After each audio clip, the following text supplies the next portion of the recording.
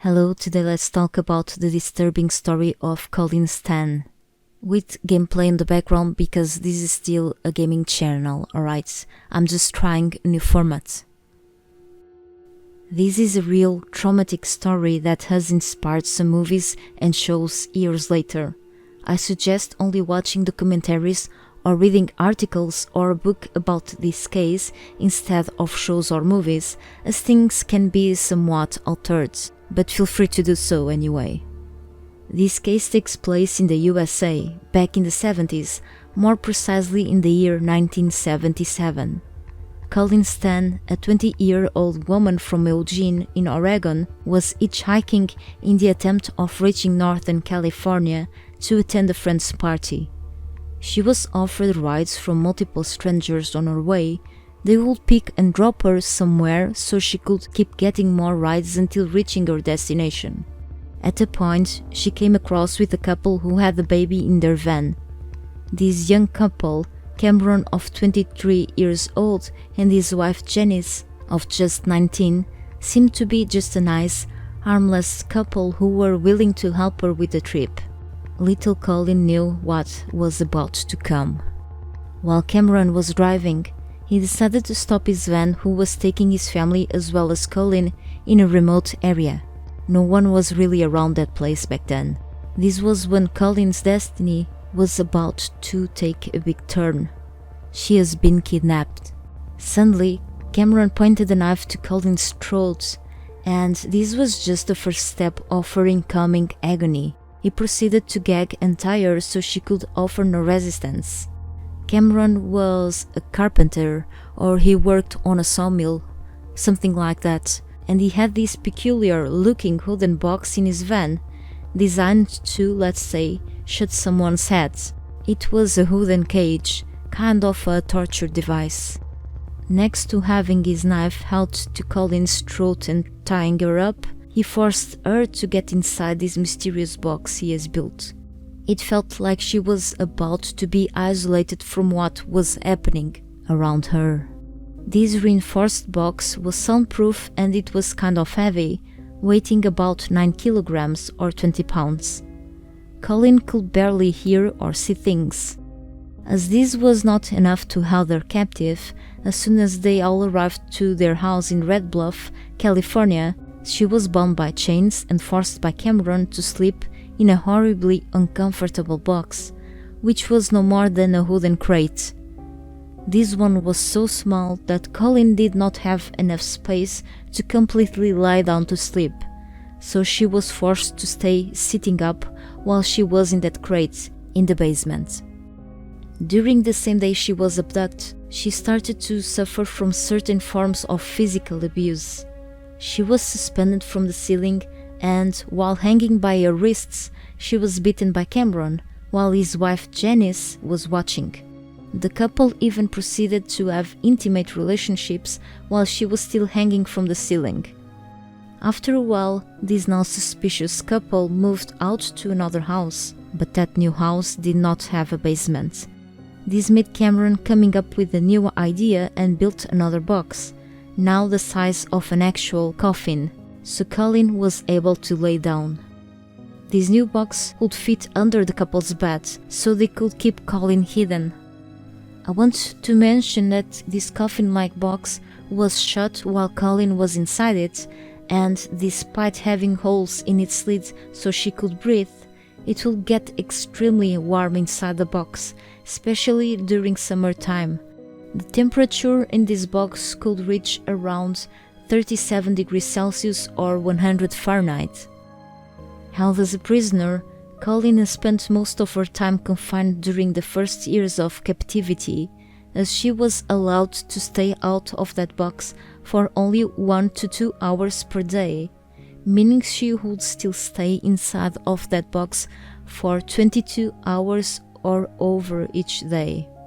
For every little hour she could be outside, she had to work for the couple, who would make her babysit their child or clean their house.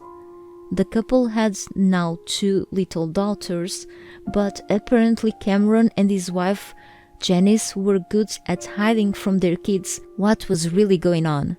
They made their daughters think that Colleen was just at their house to take care of them and cleaning, and then she would return back home every night, which unfortunately she will not.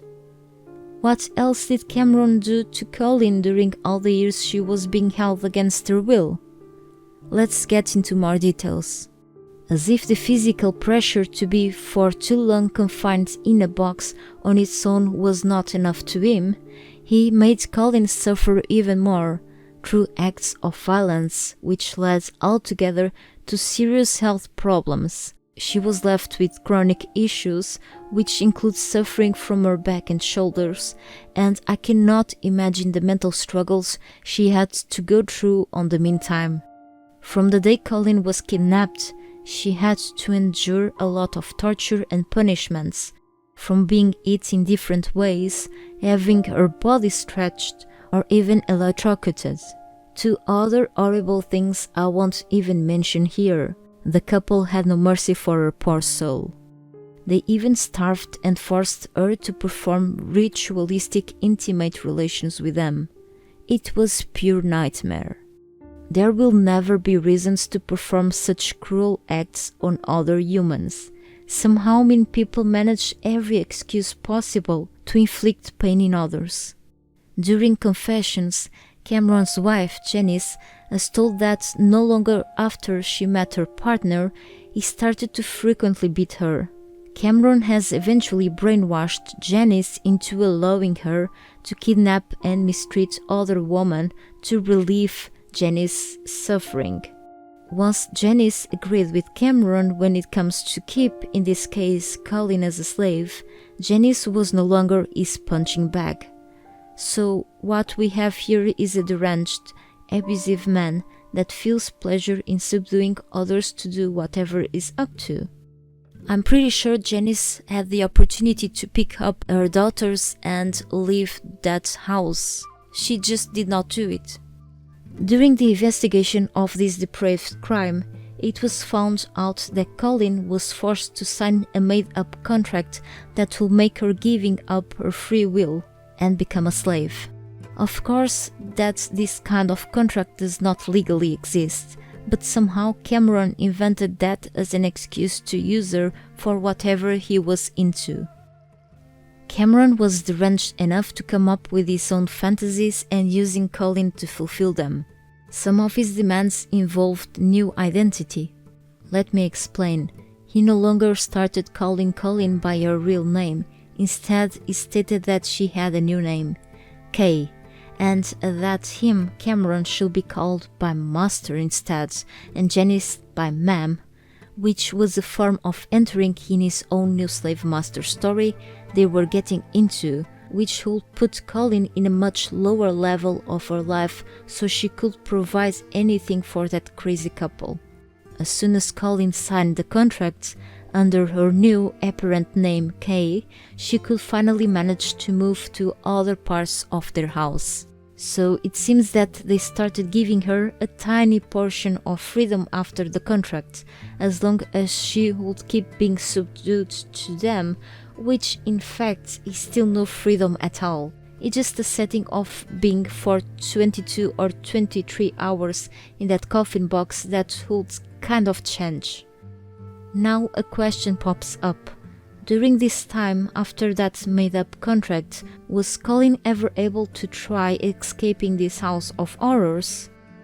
Once in a while we could hear cases of captivity on the news, and in some cases the victims never had any chance of escaping from where they were imprisoned at. However, there are maybe a few cases they could, but they would not escape on their own. You know why? Fear. And this particular case of Colleen was no exception when it comes to those cases where someone has the chance to run away. She actually had the opportunity to escape to this couple's house, not sure how many times, but she did have it. Maybe when the couple or one of them at least had to go out to do groceries, work, etc., we don't know.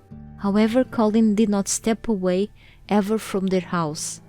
Definitely fear and brainwash. When you are brainwashed, you are made to believe something really bad can happen if you do something your kidnappers don't want you to do. Cameron manipulated Colleen through something fictional, blackmailing her if she tried to escape. The company. Cameron invented a story around a fictional international criminal organization that enslaved women like Colleen. He named that organization as the company, stating he was a member of it. He convinced Colleen to believe in its existence and that someone from the company would go after her and her family to end their lives if she ever managed to escape. He really succeeded in making her believe this, which inflicted more fear into her mind, preventing her from leaving that house. As time goes by, they actually started to allow her going out just for a couple reasons, and under certain conditions. She was already quite brainwashed, and when someone is under imprisonment for too long, their mind becomes super vulnerable and it starts to absorb what others want them to believe in. It happened before, it unfortunately keeps happening. For example, in a quite different context, there are cases where people are gone missing. They get kidnapped by extremist groups or even cults, forcing them to learn all what they believe in and eventually get subdued to whatever just to save their lives and completely brainwashed and think differently after that. It is inhumane and terrifying. Back to Colleen Stan's case, after a few years of captivity, the couple started allowing her to go out for jogging and even to visit her family back in Oregon. With the brainwash and fear that the fictional organization, the company, will get her and her family, she would always come back to their home and hide all what was happening to her from her parents, stating that everything was fine on her hands. And even worse, Colleen had to create a story for her family to believe everything was alright by showing them her, let's say, fictional fiancé, which supposedly was Cameron. They had no idea she was being held against her will though. The parents seemed to be excited by the news of her being about to marry. Colleen, her parents and Cameron even took a photo together back then. However, Colleen was missing for so long that their parents really thought she had joined the cult, which is no surprise, especially with the already existence of this situation decades ago. In 1984, after 7 whole years of being kidnapped and held as a prisoner, Colleen has finally managed to risk it all and escape her captivity. Well, she grabbed this chance, definitely, but she was helped by someone to get through it. Janice, the accomplice of Cameron's depravity. Janice was feeling that Cameron was likely to replace her for Colleen in their relationship, so she wanted all of this to be over. She must have really liked him. Eventually, Janice took Colleen that the company was not a real organization, as Cameron forced her to believe and to threaten her. Mentally, it was really hard for Colleen to deal with the truth. She could not believe what she was hearing, so she fell on herself. The company was all an excuse to keep Colleen around Cameron after all.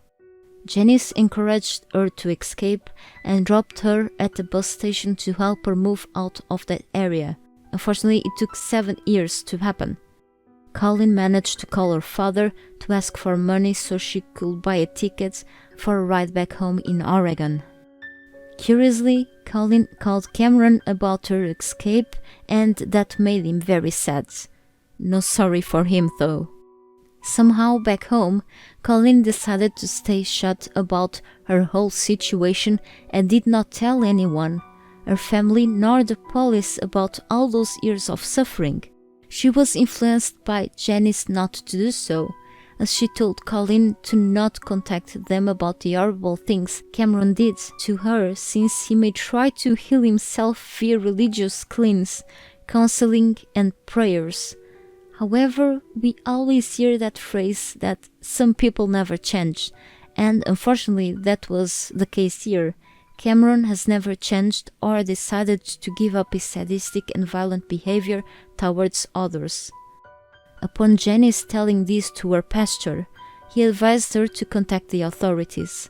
So, later in that same era of 1984, during November, Cameron was finally arrested. Actually, while Cameron went behind bars for the obvious reasons, Janice was not. She was not charged of anything, any crime, even if she was present and participated of her husband's things, because she agreed to testify against Cameron, who she stated to be mentally and physically abused by, making it too difficult for her to stop what he was doing to Colleen, which the authorities believed in. Even though Janice suffered abuse from her husband back in the past and manipulation, why did not she contact the authorities earlier once she had the opportunity to do it? About Cameron, he was convicted of several crimes for kidnapping, SA, sodomy, false imprisonment, among other crimes. During his trial for what he did against his wife and Colleen, Janice told the authorities about this situation not being the first one Cameron has involved too. It was not the first time Cameron would kidnap and abuse a stranger. Just a year before he kidnapped Colleen, he kidnapped Mary Elizabeth, a 19-year-old girl, while she was also hitchhiking in California. Like Colleen, he abducted Mary and took her to his home, physically harming her. But in Mary's case, Cameron ended to kill her. Unfortunately, the authorities did not find enough evidence to prosecute Cameron for Mary's death, as her body was never found, although there was a witness, but no justice was made for Mary Elizabeth. In 1985, Cameron was sentenced to over 100 years in prison for his horrible acts. Later, in 2015, Cameron was given a parole hearing. Why? Well, California State has a parole program for inmates that are old enough, so over 60 years old, to request for parole after they serve about 25 years of their sentences. There were news that Cameron's request was denied by the parole board though, making him unable for another hearing until the year 2030.